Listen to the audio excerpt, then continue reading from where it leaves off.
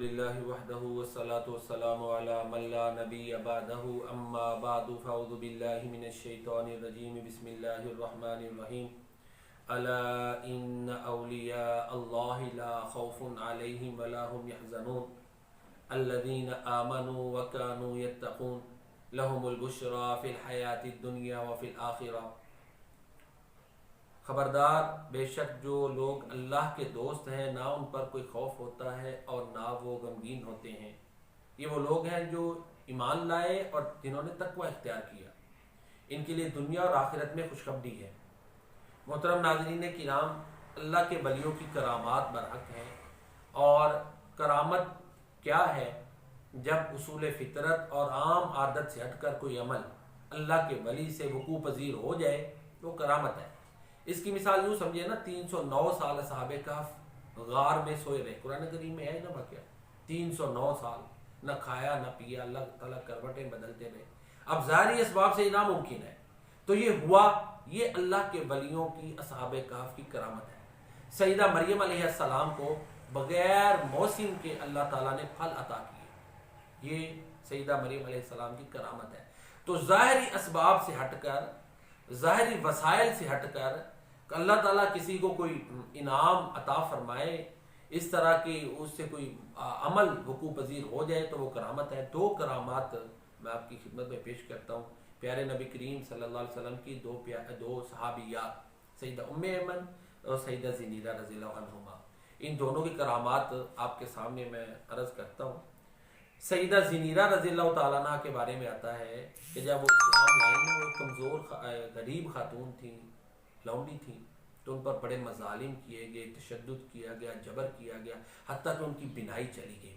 اور جب ان کی بینائی چلی گئی نا تو مشرکین نے یہ منفی پروپیگنڈا شروع کر دیا، دیکھو نا، لات اور عزیٰ کو اس نے چھوڑ دیا ہے تو اب انہوں نے اس کی بینائی چھین لی ہے۔ یہ ذہن میں رکھیں کہ جو مشرکین ہوتے تھے ان کے اپنے خود ساختہ اعتقادات ہوتے تھے اپنے بتوں کے بارے میں، اور یہ بات بھی طے ہے کہ ان بتوں کے ہاں شیاطین، جنات، جادوگر وغیرہ ہوتے تھے جو لوگوں کو اٹیک کرتے تھے، اور جب کوئی چھوڑتا تھا تو پھر ظاہر ہے وہ نقصان کے حوالے سے بھی تھی، لیکن صحابیہ کو نہیں نقصان پہنچایا، کیونکہ وہ جو قرآن پڑھتے ہیں، یہ چیزیں پڑھتے ہیں، وہ اللہ کی حفظ و امان میں ہوتے ہیں۔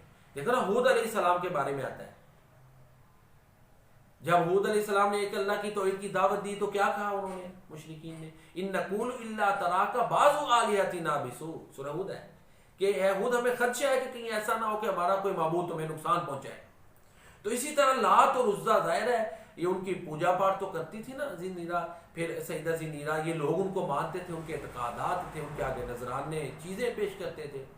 تو پھر انہوں نے یہ پروپیگنڈا شروع کر دیا، دیکھو جو زنیرہ نے لات عزیٰ کو چھوڑا ہے نا تو انہوں نے اس کو سزا دے دی ہے، اس کو نابینا کر دیا، اس کی بینائی چھین لی۔ تو سیدہ زنیرہ رضی اللہ تعالیٰ نے اللہ تعالیٰ کی بارگاہ میں دعا کی، عرض کی، تو پھر اللہ تعالیٰ نے ان کی بینائی واپس لوٹا دی اور ثابت کیا کہ اس کائنات میں حکم اللہ کا چلتا ہے، اس کائنات کے اوپر جو معاملات اللہ تعالیٰ طے کرے وہ ہوتے ہیں، فعال لما یرید، اور اللہ کی ذات وہ ہے جو وہ ارادہ کرتا ہے کر گزرتا ہے۔ اللہ کی ذات وہ ہے وما تشاءون الا یشاء اللہ رب العالمین، جو تم چاہتے ہو وہ نہیں ہوتا، جو وہ چاہتا ہے وہ ہوتا ہے۔ اللہ کی ذات تو وہ ہے کہ ان اللہ علی کل شیء قدیر، بے شک وہ ہر چیز پر قادر ہے۔ اللہ کی ذات تو وہ ہے کہ اذا قضى امرا فانما يقول له كن فيكون، جب وہ کسی کام کا ارادہ کرتا ہے تو ہو جاتا ہے۔ تو جب سیدہ زنیرہ رضی اللہ تعالیٰ عنہ نے اللہ کی بارگاہ میں گزارش کی، التجا کی، تو اللہ تعالیٰ نے ان کی بینائی لوٹا دی۔ بقول اقبال، خدا لم یزل کا دست قدرت تو زباں تو ہے، یقین پیدا کر اے غافل کے مغلوب گما تو ہے۔ دوسرا واقعہ پیارے نبی کریم صلی اللہ علیہ وسلم کی صحابیہ سیدہ ام ایمن رضی اللہ تعالیٰ عنہ کا ہے کہ وہ سفر پر تھیں، حالت روزہ میں تھیں، کھانے پینے کے لیے کچھ نہیں تھا، شدید گرمی تھی۔ ان کو جب افطاری کا وقت قریب ہوا تو حالت یہ بن گئی کہ قریب تھا کہ پیاس سے جان نکل جائے، کوئی ظاہری اسباب نہیں تھے۔ تو کیا ہوا کہ سیدہ ام ایمن رضی اللہ تعالیٰ عنہ نے اوپر آواز چل رہی تھی تو اوپر آواز محسوس کی، آواز دیکھا تو ایک ڈول ہے، اس میں پانی ہے۔ سیدہ ام ایمن رضی اللہ تعالیٰ عنہ نے وہ پانی پیا، اب بغیر اسباب کے اللہ تعالیٰ نے ان کے لیے پانی کا انتظام کر دیا، اور اس پانی میں ایسی توانائی تھی کہ پھر کبھی پیاس محسوس نہیں ہوئی۔ اللہ قادر ہے کہ سارے غذائی اجزاء اس پانی میں ڈال دے، تو یہ پھر اس طرح سیدہ ام ایمن رضی اللہ تعالیٰ عنہ ان کی بھی ایک کرامت ہے. اقبال نے کہا نا، ہزار چشمہ تیرے سنگ راہ سے پھوٹے، خودی میں ڈوب کر ضرب کلیم پیدا کر.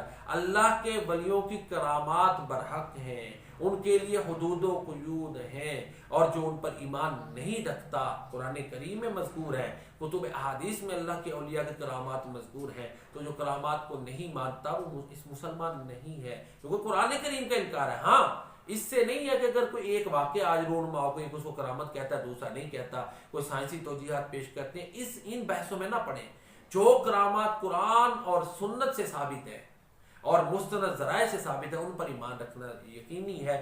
آج بھی کرامات اللہ کے ولیوں سے ہوتی ہیں اور دعائیں قبول ہوتی ہیں، کرامات سرزد ہوتی ہیں، اس کا کوئی انکار نہیں کرتا. لیکن اس کے لیے کچھ بعض دفعہ معاملات ایسے ہوتے ہیں کہ کرامات کے زمرے میں آتا ہے کہ نہیں، قرآن و سنت میں دیکھنا پڑے گا کہ کسی عمل کو جب کلیم کیا جاتا ہے کہ وہ کرامت ہے، تو کیا قرآن و سنت کی تعلیمات کے مطابق وہ ہے. اگر نہیں ہے تو پھر اس کے بارے میں تحفظات کا اگر کوئی اظہار کرتا ہے تو اس کا یہ مطلب نہیں ہے کہ وہ کرامت کا انکار کرتا ہے.